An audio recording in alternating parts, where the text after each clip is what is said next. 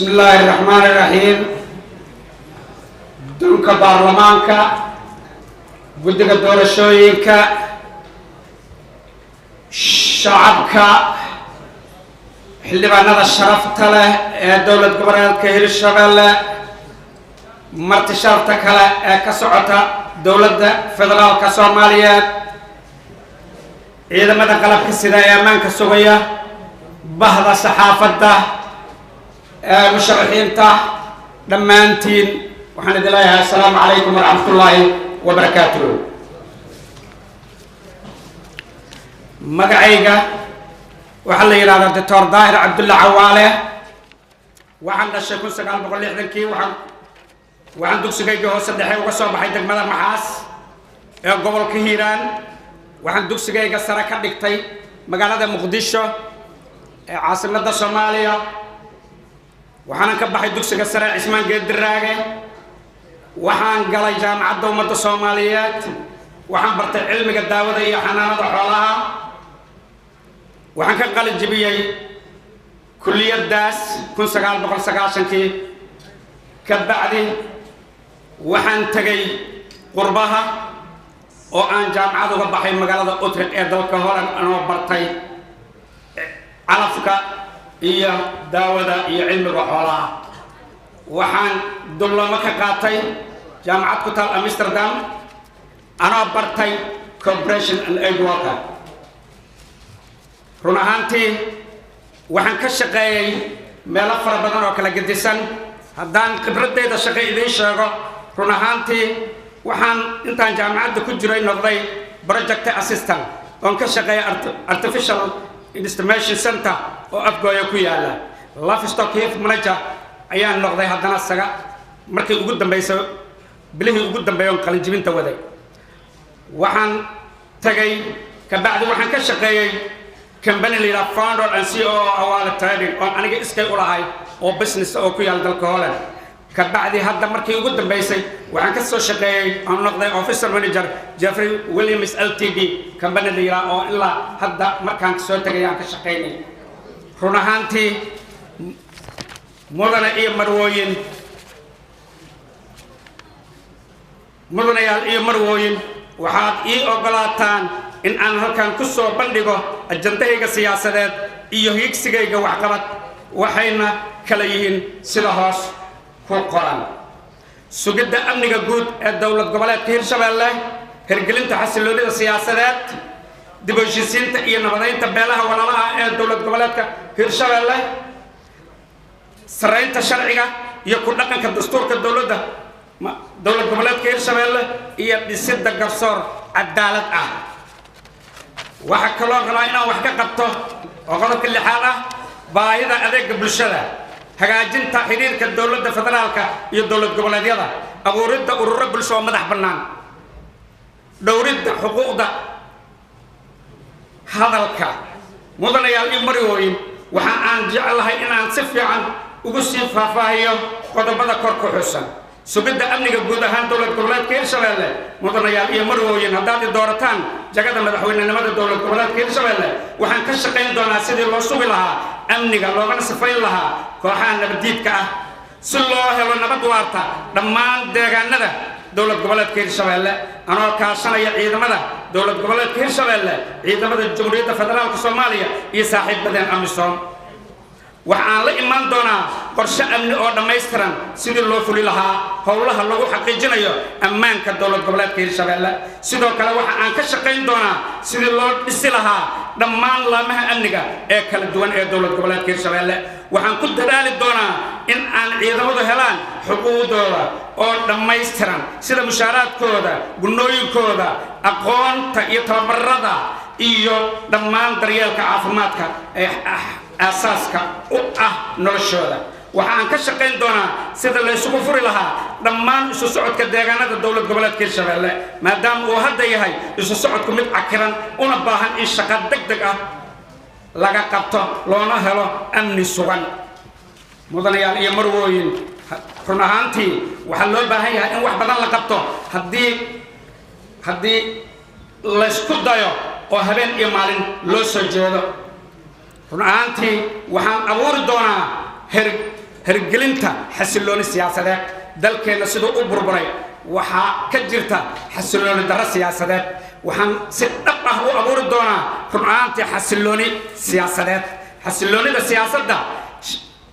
xildhibaanada sharafta iyo lahow haddii aad ugu doorataan xilka madaxweynaha ee dowlad goboleedka Hirshabeelle waxaan la imaan doonaa xasilooni siyaasadeed oo dhab ah si looga baaqsado isfaham waay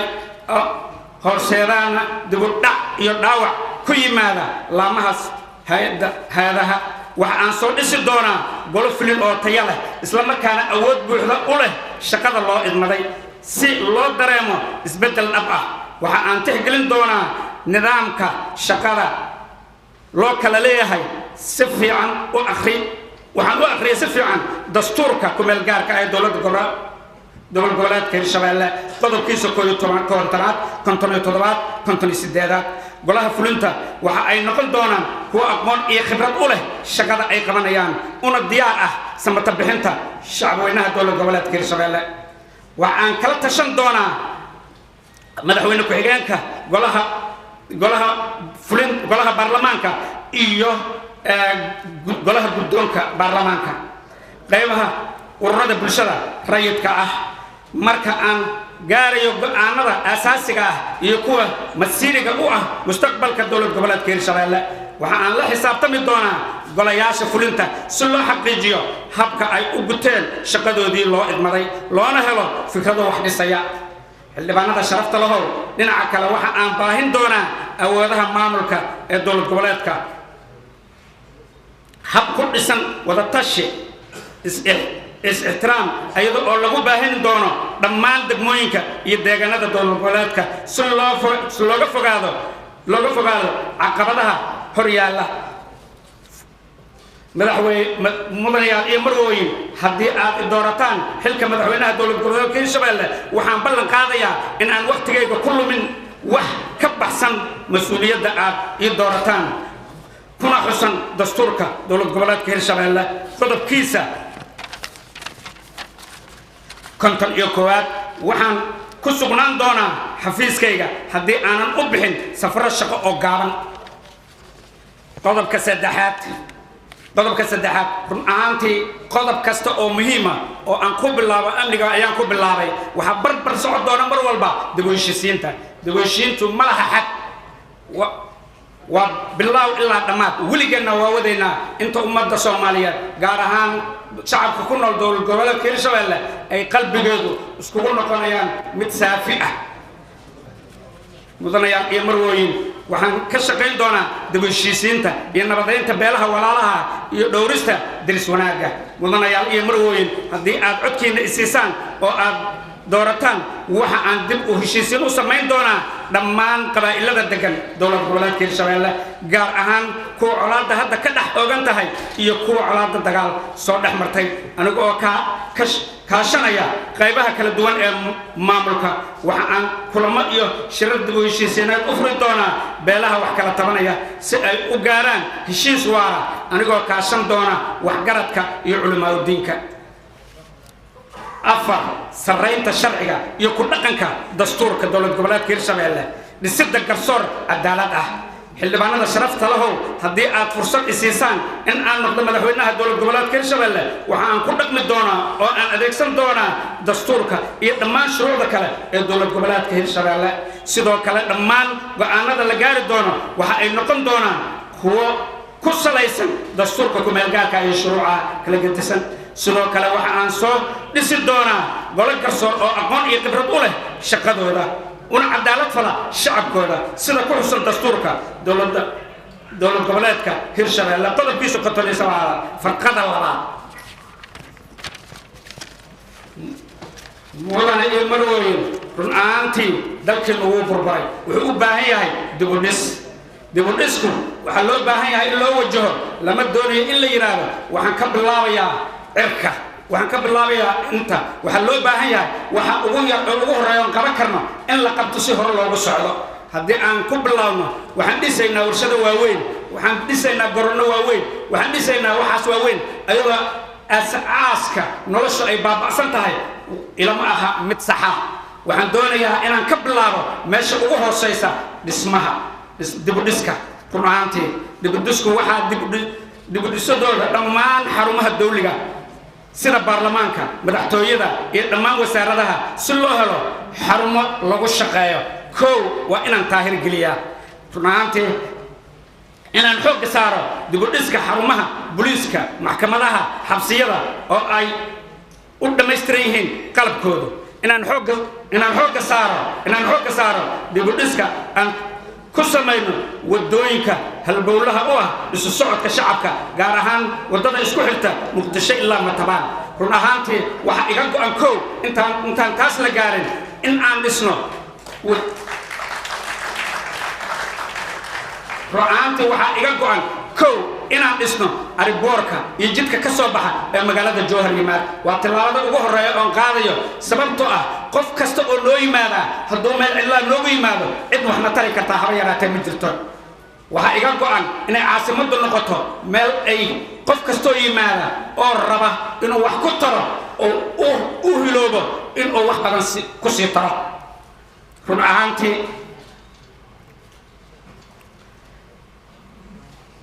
waxa hadda aan wax ka qaban doonaa arrimaha dhaqaalaha horumarinta dhaqaalaha iyo la dagaalanka musuqa mudanayaal iyo marwooyin haddii aad doorataan waxa aan la imaan doonaa nidaam hufan oo lagu maamulo dakhliga dowlad goboleedka Hirshabeelle mana dhici doonto in aynu noqono maamul ku takrifala hantida iyo ammaanka shacabka dowlad goboleedka Hirshabeelle si aynu u noqono maamul ka hufan musuqmaasuqa waxa aan diyaar la ahaan doonaa aan qaban doonaa xisaabtan dhab ah dhammaan golaha iyo maamulka dowlad goboleedka Hirshabeelle ha ahaado canshuuraha wax soo saarka gudaha dowlad goboleedka Hirshabeelle saamiga dhaqaale ee aan ku leenahay dowladda federaalka iyo deeqaha ka yimaada beesha caalamka si loo samata bixiyo shacab weynaha dowlad goboleedka Hirshabeelle mudana maadaama uu halbeegeenu yahay han hiigsi iyo horumar ma noqon doono mid ku ekaada boorarka iyo xayeysiimaha balse waxaan u noqon doonaa mid ka dhabeeya insha Allah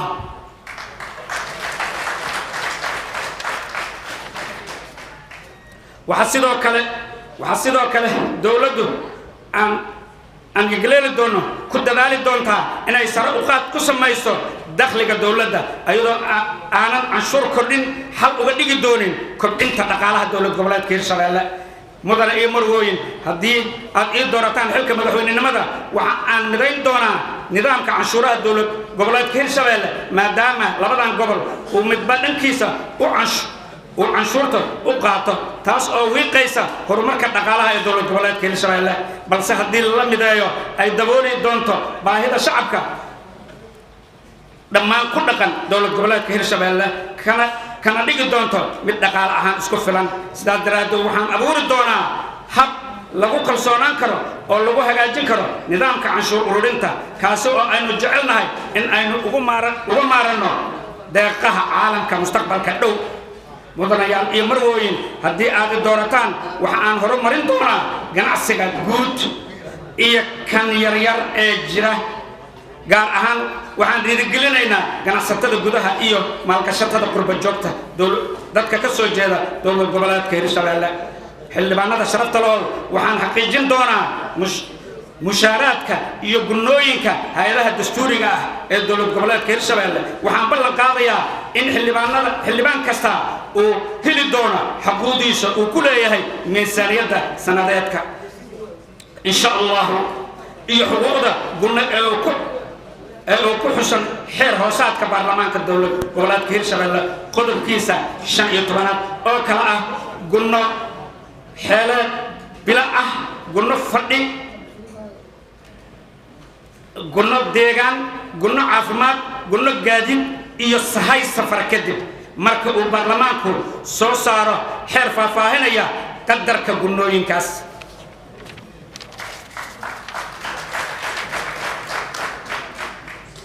horumarinta dalkeenu waa khayraad badan yahay runtii waa inaan ka shaqaynaa sidaan u horumari lahayn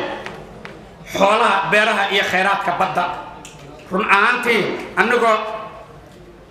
anagoo kaashanayna gobolada shaqada ku leh waxaan horumarin doonaa xoolaha beeraha iyo khayraadka badda anigoo kaashanayna hay'adaha dawliga ah iyo hay'adaha caalamiga ah deeq-bixiyayaasha iyo hay'adaha aan dawliga ahayn waxaan la imaan doonaa qorshe cad oo u muuqda kuwa aan gaarsiin kara isku filnaansho dhammaystiran waxa aan xoogga saari doonaa sidii loo heli lahaa dhammaan agabyada u suuragelin kara beeralayda iyo dadka kalluumaysatada ah wixii ay noloshooda ku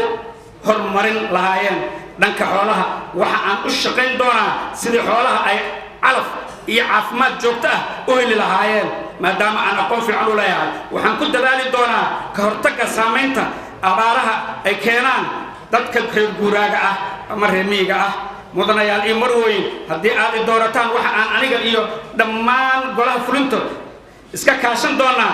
raadinta maalgashiyaal caalami ah oo maalgelin ku sameeya khayraadka dabiiciga ah si shaqo abuur loo sameeyo run ahaantii waxaan soo bandhigi doonaa qorshana lagu taageero oo buuxa si aan u helno dekad aan khayraadkeenna ka dhoofino una dhoofino dibadda iyo dalka gudihiisaba waxaan dekadaas iyo gobolada dariskeenna ahba waxaa dekadaas meesha aan ka yigleelayno lagaga doodi doonaa baarlamaanka waxayna noqon doontaa meel laga tashtay oo ku habboon mudanayaal iyo marwooyin haddii aad ii doorataan waxaan aniga iyo dhammaan golaha fulintu isku kaashan doonaa raadinta wax kasta oo suurtagal ah oo aan dhaqaalaheena ku kobci karno waxa aan mustaqbal iyo shaqooyin u abuuri doonaa dhammaan shacabka ku dhaqan dowlad goboleedka Hirshabeelle gaar ahaan dhalinyarada ayadoo aynu ogsoonahay in dhalinyaradu ay yihiin 75% waxaan ka hortagi doonaa dhammaan wax kasta oo caqabad ku noqon kara dhalinyarada shaqo abuurna waan u samayn doonaa hadduu alla idmo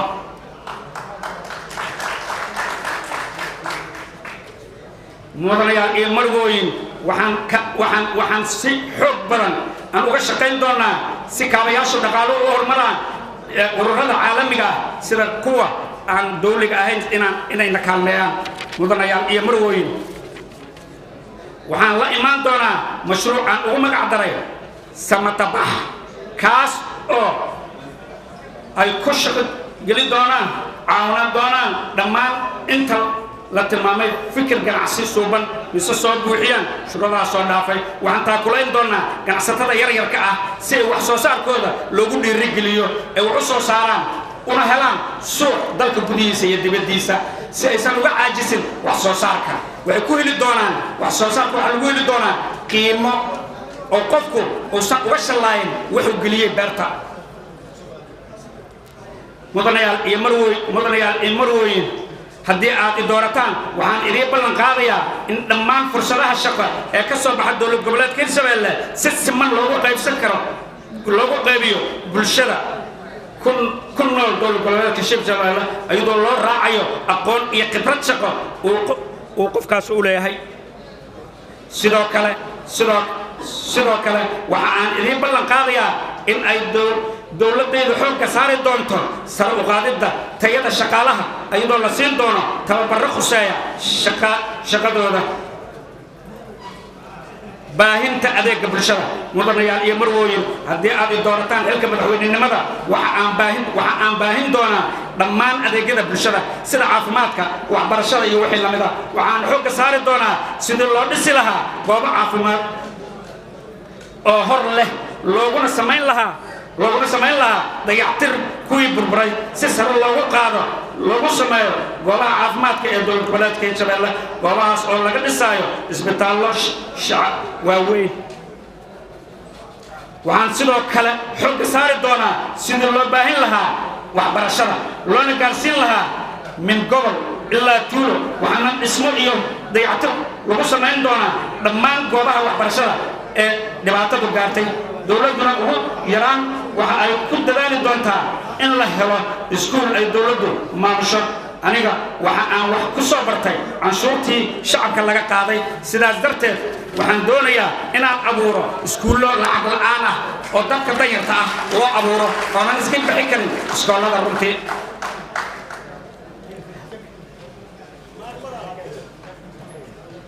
waxaan hirgelin doonaa jaamacado tayo leh marka la barbardhigo dalka intiisa kale sidoo kale mudanayaal iyo marwooyin waxa aan dhisi doonaa goobo isboorti oo kala gedisan si ay dhalinyaradu isku dhex gasho iskuna fahamto sportsku wuxuu ka mid yahay waxyaabaha dagaalka iyo dhibaatooyinka kala dhalinyarada ka ilaaliya waxaan xoog saari doonaa inaan meelaha dhalinyaradu ay ku ciyaarto xoog loo hormariyo waxaa sidoo kale hirgelin doonaa meelo dadka naafada iyo waayeelka ku kulmaan kuna madadaashaan daryeelna loogu sameeyo runaantii dalkeenna dhibaatada soo gaartay wuxuu abuuray dad badan inay naafo noqdaan waa in loo helaa xal degdeg oo lagu gargaaro dadkaas naafada ah hagaajinta xiriirka dowladda federaalka iyo dowlad goboleedyada runtii waxay noqonaysaa mudanayaal iyo marwooyin haddii aad ii doorataan xilka madaxweynenimada dowlad goboleedka Hirshabelle waxaan doonayaa inaan xiriir dhow la yeelano dowladda federaalka annagoo iska kaashan doona amniga dhaqaalaha iyo wixii soo raaca sidoo kale waxaa qasab ah in aynu tixgelin siino madaxda dowladda federaalka iyo madaxda dowlad goboleedyada ka jira dalkeenna waxaanan kula shaqayn doonaa si dhow oo haddana waafaqsan dastuurka ku-meel gaarka ah ee jamhuuriyadda federaalka Soomaaliya waxaa kale oo muhiim ah in aan xiriir wanaagsan la yeelano dowlad goboleedyada dalka gaar ahaan kuwa deriska ah mudanayaal iyo marwooyin waxaan doonayaa maadaama ay nidaamka federalismku nagu cusub yahay in dugsiyada sare lagu soo daro federalismka si ay ardadu badan uga fahmaan mustaqbalka dambana loo helo jiil cusub oo federaalka wax ka fahamsan dalkana ay u xukumaan abuuridda urur bulsho madax bannaan waa ahmiyad gooniya oo mustaqbalka aan samayn doono runtii mudanayaal iyo marwooyin waxaan soo dhaweyn doonaa ururada bulshada rayidka ah ee hadda jira iyo kuwa samaysmi doona anigoo urur walba ku ixtiraami doona shaqadiisa gaarka ah isla markaana kula shaqayn doona sida ururada haweenka dhalinyarada shaqaalaha culimaadudiinka iyo wixii la mid ah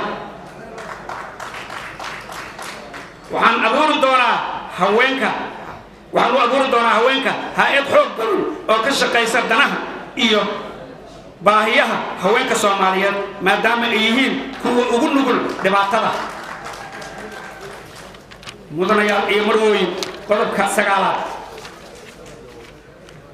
dhowridda xorriyadda hadalka mudanayaal marwooyin haddii aad doorataan waxaan ixtiraami doonaa xorriyadda hadalka muwaadiniinta Hirshabelle iyo kuwa Soomaaliyeed iyadoo aanan lagu mucaaradi doonin xaqa ay u leeyihiin inay fikirkooda cabiraan sida uu qabo dastuurka ku-meel gaarka ah run ahaantii mudanayaal iyo marwooyin waxaan u mahadcelinayaa dhammaan dadka ka soo qayb qaatay meesha aan fadhino waxaan si gooni uga mahadcelinayaa xildhibaanada fadhiya halkan iyo kuwa hadmaqanba waxaan leeyahay codkiina isiiya ugu taageera inaan madaxweyne noqdo waxaan waa inaan ahay nin howlkar ah habeen iyo maalin soo jeeda si uu wax u qabto waxaan ballan qaadayaa inaan laba laabo waqtigii tagay 10 bilood ee naga tagtay si aysan dibdan kuwa kale noo dhimanna aan xoog ugu qabanno waxaan ballan qaadayaa inaan 4 sano soo socotay Hirshabelle ay noqoto meel ka duwan maanta meesha taagan tahay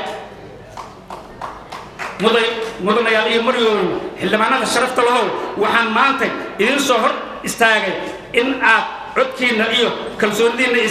isiisaan oo aad doorataan madaxweynaha dowlad goboleedka Hirshabelle waxaan isku dardaarmaynaa Hirshabelle oo nabad ah Hirshabelle oo barwaaqo ah Hirshabelle oo horumarsan Hirshabelle oo dib u dhisan Hirshabelle oo cadaalad hesha Hirshabelle oo midaysan Hirshabelle oo marjac ka dhigata baarlamaanka iyo dastuurka u degan dhammaan waa idin mahadcelinayaa runtii aniga shakhsiyan haddaan